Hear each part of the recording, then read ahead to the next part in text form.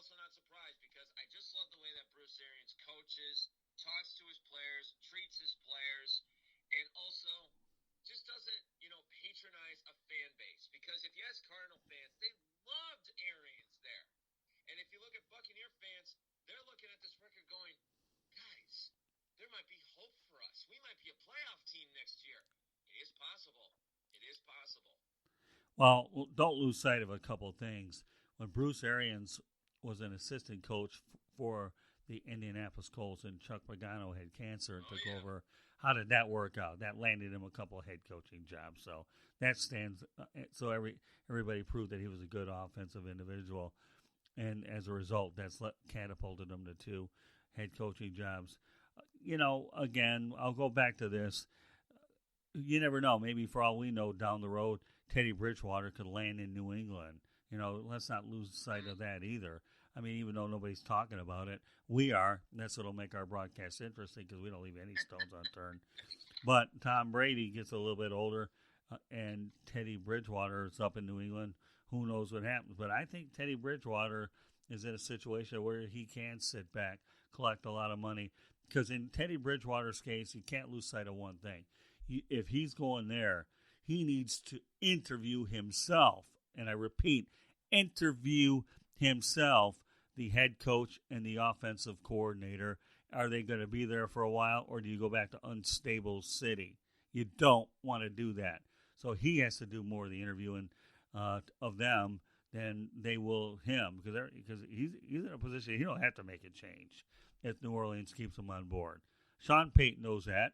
That's what'll make it interesting over the offseason about what free agents become what they are. Let's talk about the Jaguars for a moment. They get a big win out in Oakland, the final game ever at the Oakland Coliseum. Yeah, I've heard a lot about the news going out about these offseason things where they got fined, that they had doled out $700,000 in fines and players talking against them. But just because they got called out for it, who's to say that there aren't other teams that have done the same thing? So I'm not putting any stock into that. I'm not. They're one of 32 teams in the league, and don't sit here and tell me that no player would want to play for them. Well, because that's a bunch of baloney. You know what, Jake? I'm not even reading into it. The only stat that matters to me is Gardner Minshew.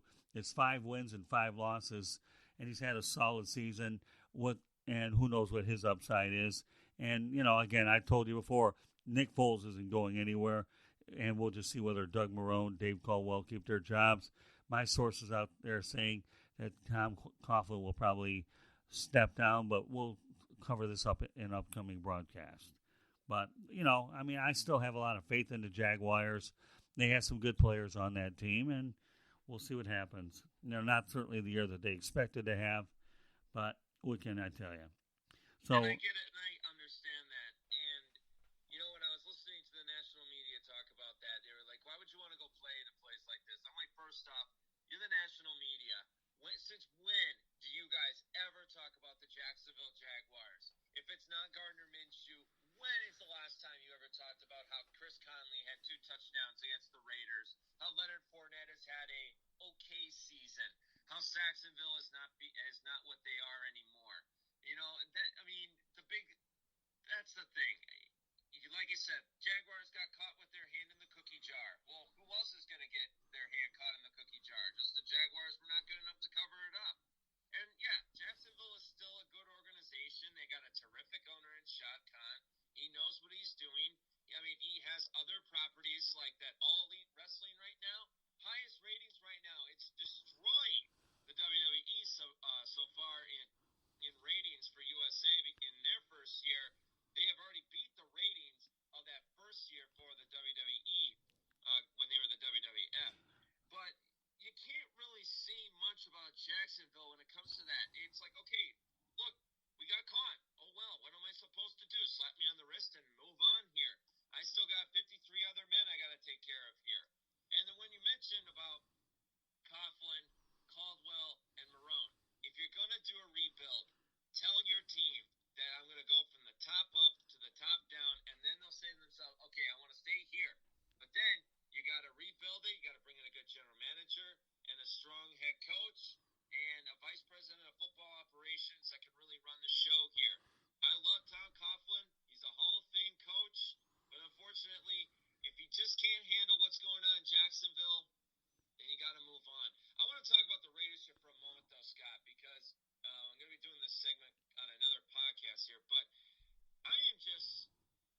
Well, before you do that, I want to make one comment about Shad Yeah, go Khan, ahead.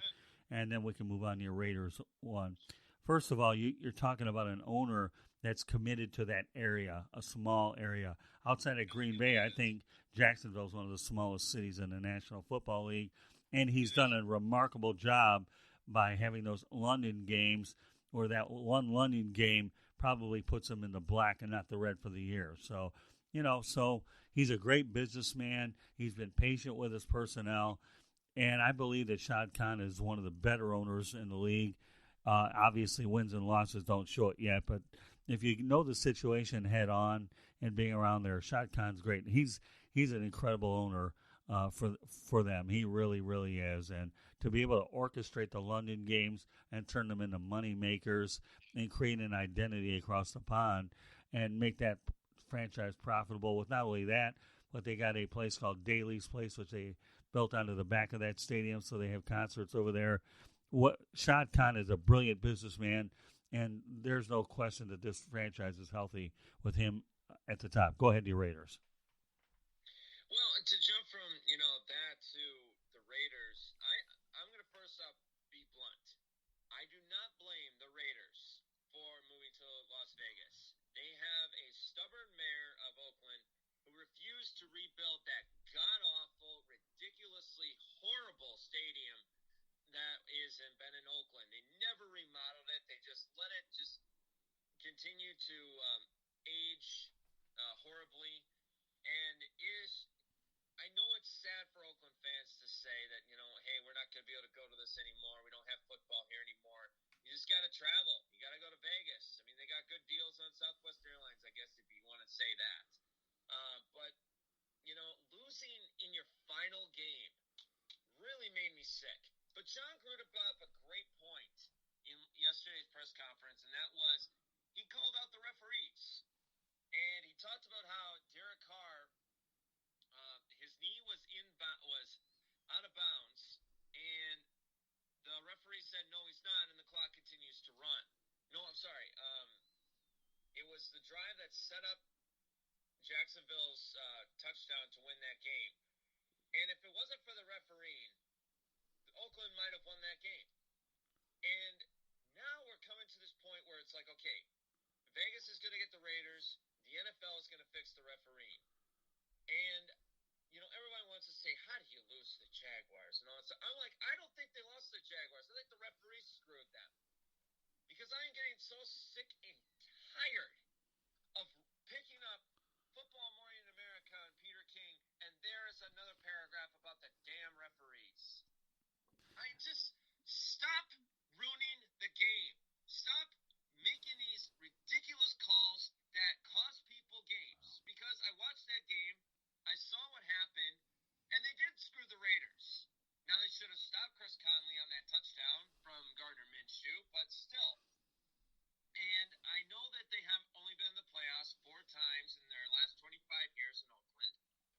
But I mean, I'm not going to sit here and just sit here and go, boy, Raiders, they should not be leaving. And I'm like, no, they should be leaving. They're going to have a brand new stadium, better economy. They're going to have better fan base out there and be able to rebuild because Las Vegas is starting to become a sports town. They're going to have the Golden Knights. They're going to have the Raiders. They got the Reno Aces that also help out too in that area for AAA baseball. And then you got UNLV football. I mean, yes, it's been kind of down a little bit, but I'm never going to blame the Raiders for this. Never. But I will. But I do want to rip on the referees a bunch of times if I could. Well, you will, but not on this show. We'll be able to pick on them all day long. You've done it. You've had a nice little mini rant. Let me just go back to something we talked about, and I want to thank my wife, Candy, for bringing this up here. Okay, the market sizes, Jacksonville, out of major pro sports teams by TV market size, Jacksonville ranks 41 is what they do, and then Green Bay, Appleton ranks 67th. When you talk about that, thanks. Candy obviously provided that to me. The referee dilemma has been a dilemma all year, and the NFL's feeling heat to get that thing straightened out. So hopefully they'll have a much better offseason tackling it. How many teams have been burned by bad calls? Well, too many to count, and we don't have enough time to. We can do a full show on that one. But I'll go back to your point with the Raiders for a moment, Jake. That Oakland Coliseum, and I've been there once many years ago when I was there with the Lions, is a intimidating place for a team to play, and they certainly have a great following. But 1982 to 1995, the Raiders left town and they went to L.A., and I think they could have taken that market over, and then they returned to Oakland. But they, to me, it's an old, decayed stadium. The A's are trying to figure out what to do with their situation. But you're right, okay? The Oakland had a chance to keep that team, negotiate what they considered a fair deal, and they failed to do it. And I don't want to hear about this last-minute nonsense that, they left. No. Bottom line is you had more than enough opportunities. The NFL got involved to keep the team, and you definitely deserve to lose the team. And, definitely. And to lose the A's too soon. Well, they probably will, but it'll be for another day. But the reality of the situation is when they didn't have football from 82 to 95, those Raiders fans will become 49ers fans, and 49ers must be loving every bit of it because now they own the entire Bay Area. So it's happened before, but this time it's permanent. They're going to Vegas, and I think it'll be a great fit in Vegas. I really do. And Raiders fans will travel. You alluded to the travel deals. No debating that, for sure. So they're gonna create a black hole there. I mean, I will miss that aspect, but knowing Raider fans, they're gonna create that black hole. I know that Mark Davis is not gonna let that go. They're gonna still keep that aspect of football fandom alive because I love the black hole. I love the guy with the Darth Vader mask, the Deadpool mask, the guy with the spikes on his shoulder pads and face paints. I mean, that's Raider fandom, baby. Those are guys that talk about the good old days. With the late Willie Brown and Howie Long, and you talk about Jim Plunkett winning 2 Super Bowls. With them as well, Marcus Allen, and all the great things that Al Davis brought to that organization when he was alive. So. All right, well, let's go on to a few other topics. Got about 15, 20 minutes left in the broadcast, so we'll move on from there. Week scandal continues in Foxborough. I don't know how much I want to talk about it. The Patriots are always involved in a scandal, so tell me something new. Well, just something new. I mean, first off, I just want to give some credit to Jake Glazer. I think he's one of the best reporters out there, one of the best insiders in sports casting. He got a hold of an 8-minute video that had the Bengals NFL security come out against this photographer that was, taping the signals coming off the field and then taping the sideline, and he didn't like it. But the reason that I continue to say that this is weak is, and Bob Ryan brought up a great point, and I respect the daylights out of Bob Ryan. He's one of the greatest, the best writers out there, one of the best talkers in sports, and that's what I really appreciate about him. This is a weak scandal, plain and simple. If this was your Jacksonville Jaguars, my Green Bay Packers, Chicago Bears, Minnesota Vikings, if this was them doing this wouldn't be a story. But because of Spygate and because of another weak scandal, which was Deflategate, I still find it's one of the stupidest sports stories in sports history. I always will say that. You got another one. Just give them the $100,000 fine, and can we just move on with this? Right. Because, look, like I said, I loved what Glazer did. And at that moment, I will be guilty, and I'll say, ooh, this is not good for the New England Patriots. And then when I woke up the next day, I realized, nope, this scandal is still weak as ever. Well, all I can tell you is I got to know Bob Ryan really, really well last June, and he's going to probably come on a program at some point down the road. I have to get back in touch with him. Haven't been able to talk to him sooner because I had severe neck surgery. But Bob Ryan is certainly one of the guys I've respected in our industry for a lot of years. So I'll reach out to him at some point. But we spent some time. We took some photos together, and it was a neat experience out in June last year. So, but I agree with you. I mean, this scandal's weak. It doesn't really deserve more than 2 minutes of my time.